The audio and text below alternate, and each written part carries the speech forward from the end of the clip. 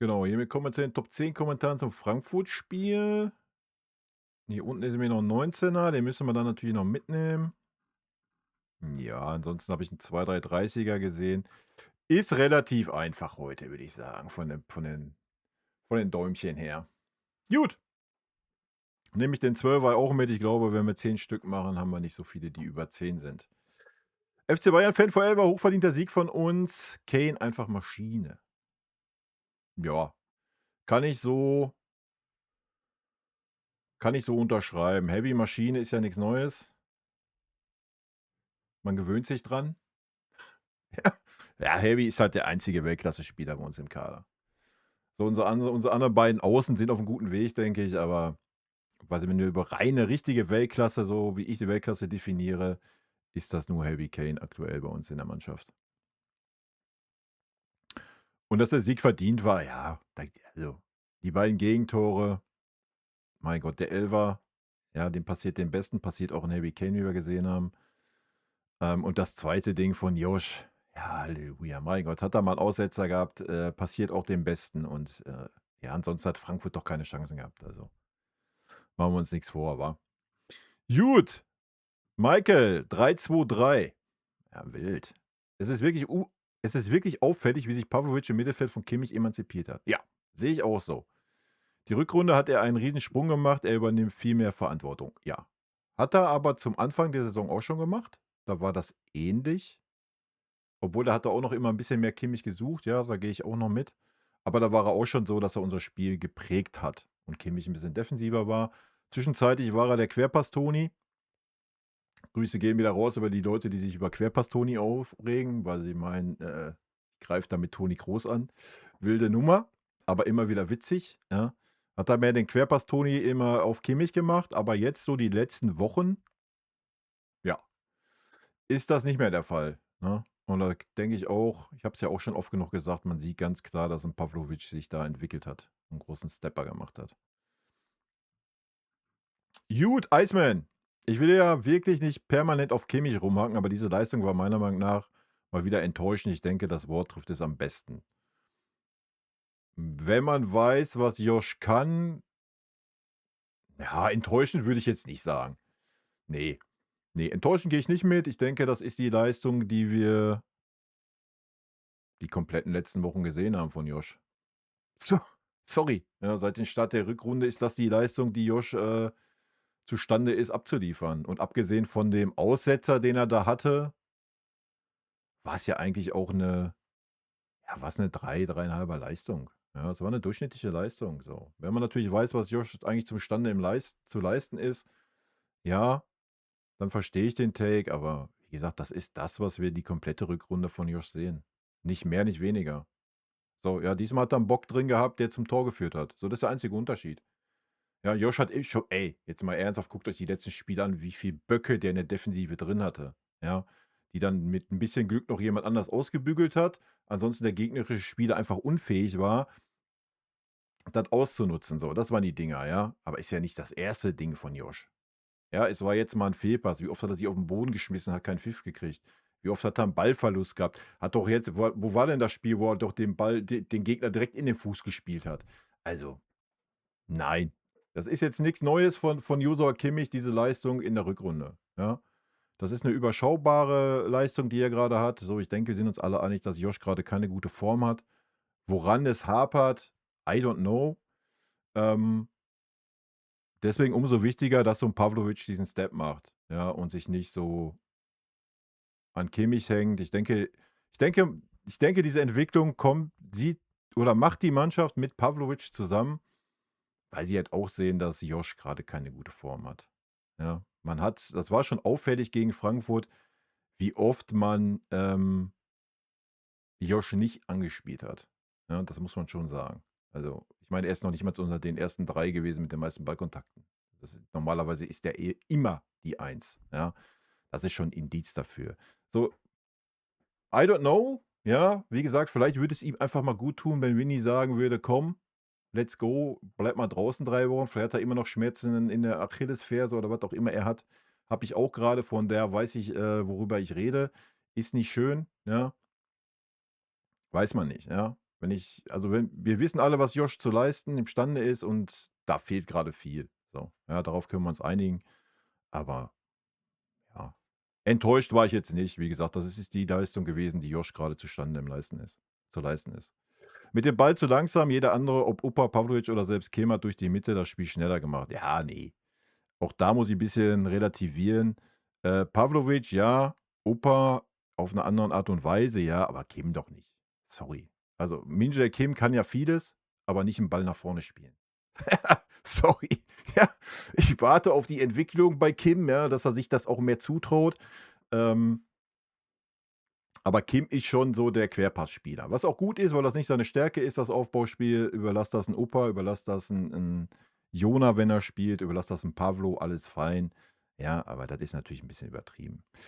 Teilweise hat er Kane oder Pavlovic über den Haufen gelaufen. Ja, das stimmt. Das das das habe ich noch zu Mara geschrieben, während des Spiels, dass der Kimmich mehr Zweikämpfe gegen eigene Spieler geführt hat, wie gegen gegnerische Spieler. Okay, das hatte ich schon wieder verdrängt, ey. Den Punkt hast du auf jeden Fall. Das habe ich 2, 3 Mal gesehen. Habe ich auch gesehen, ja. Bestimmt, weil sie Majestätsbeleidigung betrieben haben und dem Spiel Tempo immer bei Breite gehen wollen. Ich erwarte von einem Kimmich viel, viel mehr. Pavlovic hat ihn ganz klar den Rang im Mittelfeld abgelaufen. Ja, aber es ist ja auch nicht schlimm. Das ist ja gut für Pavlovic, oder? Und das 2:3 hat den Ganzen die Krone aufgesetzt. Schlechte Ballannahme, Zweikampf natürlich wieder am Wackeln und dann muss er unbedingt aus diesem Zweikampf heraus durch den eigenen Strafraum flanken und das in der 86. Minute. Hä? Junge, wenn du das aus der Balance bist und wir die 86 Minuten haben, dann schlag den Ball halt mal ins Aus oder versuch den Gegner anzuschießen für einen Einwurf. Das war eine Harakiri-Aktion mit Ansage. Ja, das kann man so kritisieren. Aber wie gesagt, haben schon viele gemacht, diese Fehler. Ja klar, Kim kann 1, 2 Schritte machen, aber die Ursache für diese Gesamtsituation ist unser Kapitän, das ist unglaublich. Kritik an Kompany heute, Kimmich darf niemals durchspielen, er war in Halbzeit 2 zu jeder Zeit ein Sicherheitsrisiko. Ja, da gehe ich mit. Man hätte Kimmich auswechseln müssen, aber wir wissen auch alle, also ich sage mal so, wenn das bei Kimmich nicht schmerzbedingt ist, hättest du ihn auswechseln müssen, ja. Dann dürfte er auch gar nicht spielen. Du hast genug Alternativen. Also, du hast einen Conny Leimer in der Mitte, du hast einen Tom Bischoff in der Mitte, der einfach mal die Chance benötigt, mal ein paar Spiele zu kriegen. Selbst Leon Goretzka hat es auf der Posi letzte Mal besser gemacht wie Josh. So ehrlich muss man sein, ja. Also, wenn es ein Schmerzending ist, dann musst du ihn auswechseln, dann hat er gar nicht auf dem Platz zu stehen. Wenn es kein Schmerzending ist und Josh einfach keine Form hat, wissen wir alle, Vini hält an seinen Spielern fest. So, ja, und dann ist das, denke ich, hat auch 'n Josh diesen Bonus mal verdient. Ja, ist wild, dass ich 'ne Lanze für Josh brechen muss, aber es ist halt einfach so. Hm, wenn er einfach grade keine Form hat oder was weiß ich, irgendwie anders 'n Tief hat, dann ist das völlig fein. Ich meine, wir haben das Spiel ganz souverän 3-2 gewonnen, so. Wir müssen jetzt auch mal nicht übertreiben und hier sagen, so, jeden Ball, den Kimmich hatte, hat er versucht, ins eigene Tor zu schießen oder so, ja? Immer mal aufm Teppich bleiben. Also, alles gut, ja? Ähm Von daher, wie gesagt, wenn es so 'n Schmerzending ist, ja, musst du ihn rausnehmen. Dann darfst du ihn auch gar nicht erst aufstellen, ja? Das ist dasselbe wie unter Tuchel mit Leroy Sané da die Scheiße. Ähm, und ja, irgendwann kommt dann der Punkt, wo es dann auch gut ist. So, wenn man jetzt an Kimmich festhält, was für mich völlig okay ist, er das aber nicht rechtfertigt, spätestens wenn's in die entscheidenden Spiele geht, ähm, dann musst du irgendwann die Entscheidung treffen und ihn mal draußen lassen, ja? So, ansonsten, ja, jetzt so gegen Mannschaften Frankfurt in der Bundesliga kannst du das alles irgendwie regulieren, ja, oder umdrehen wieder. In Spielen gegen Arsenal oder sonst was in der Champions League ist das halt nicht möglich. So, aber mal abwarten. So, EWS, was ist mit Kimmich los? Ohne Worte. Ja, habe ich ja jetzt schon ausführlich beantwortet. Es waren 4, ne? 17 hier. MD. Rätsel, wie man ein hoch überlegenes Spiel aus der Hand gibt. Plötzlich wird weniger gelaufen, Zweikämpfe werden gar nicht mehr angenommen, dazu eine Prise Überheblichkeit. Reicht wohl für die Bundesliga, für die Champions League aber nicht. Ja, auch das sehe ich ein bisschen anders. Hm, Spiel aus der Hand gegeben. Alter. Ey, jetzt mal ernsthaft. Frankfurt hat ein Elfmetertor gemacht und hat 'n Tor geschenkt bekommen von Joshua Kimmich. What the fuck? Wo haben wir ein Spiel aus der Hand gegeben? Also, wenn ich davon rede, wir haben 'n Spiel aus der Hand gegeben, dann rede ich davon, dass der Gegner Chance auf Chance hat und wir das 3:3 kriegen, 4:3 kriegen, whatever. Wie viele Chancen hat Frankfurt denn gehabt nach dem 3:2? Nicht eine. Nicht eine ernstzunehmende Torchance. Also, Leute, Spiel aus der Hand gegeben. Ja, man kann natürlich kritisieren, dass man sich in diese Lage gebracht hat, aber nochmal, das war ein Elfmeter und das war ein individueller Fehler von Joshua Kimmich. Dadurch hat Frankfurt 2 Tore gemacht. Was Spiel aus der Hand gegeben. Also, Leute, Frankfurt hatte 3 Schüsse aufs Tor. 3. 3. Elfmeter, das Ding von Kimmich und das eine Ding, was an den Pfosten ging. Das war alles. Was für Spiel aus der Hand gegeben. Was ist denn los mit euch? What the fuck? Über was reden wir denn hier? 3 Schüsse aufs Tor. Spiel aus der Hand gegeben. Fällt dir nix so ein, Alter. So, Marco. Kimmich ist seit mehreren Wochen der Schwachpunkt im Bayern-Spiel. Viele, viele Fehler gegen Dortmund auf die Bank. Ja, aber dann hättest du ihn schon eher mal auf die Bank setzen müssen.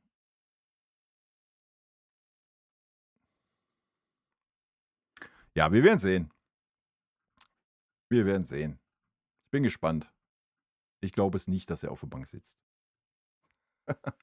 Klaus Bob, Kimmich mit Katastrophenpass. Ja, haben wir gesehen. Waren 6, oder? 2, 3, 4.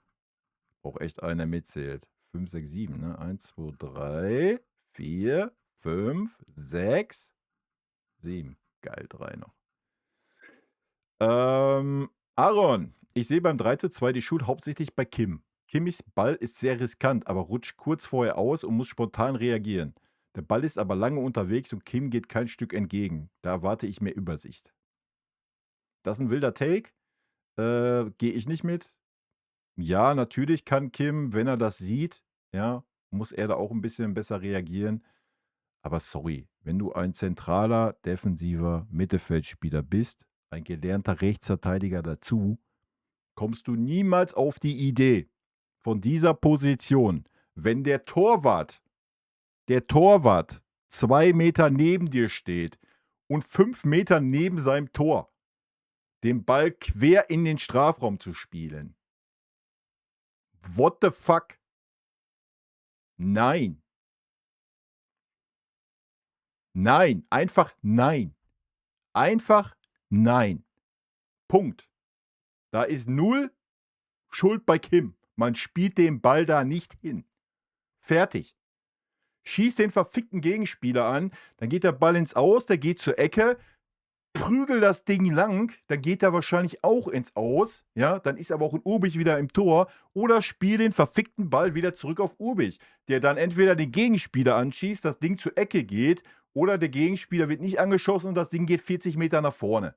So, das sind die Optionen. Punkt. Hätte da jetzt ein Stürmer gestanden, ein Michael Olisse, ja, was ein offensiver Spieler ist, können wir gerne darüber reden. Ja, kann mal passieren, dass man ihn da riskant hinspielt. Aber sorry, nicht bei einem defensiven Spieler. So, das war einfach ein Blackout. Alles gut, ja, es passiert. Ist ja auch nichts Schlimmes passiert. Ist halt 3:2 anstatt 3:1. Aber wir müssen jetzt nicht anfangen, das Ding jetzt in Kim anzuhängen, Alter. Also dann bist du aber auf einem ganz verkehrten Dampfer, mein Freund.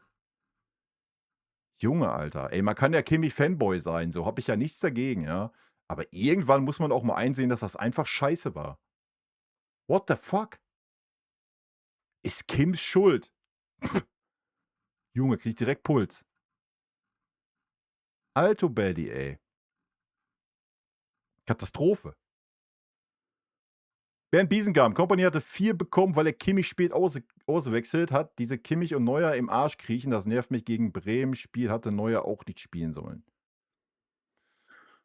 Ja, lass ich mal so stehen. So, ich glaube, einen muss ich noch, ne?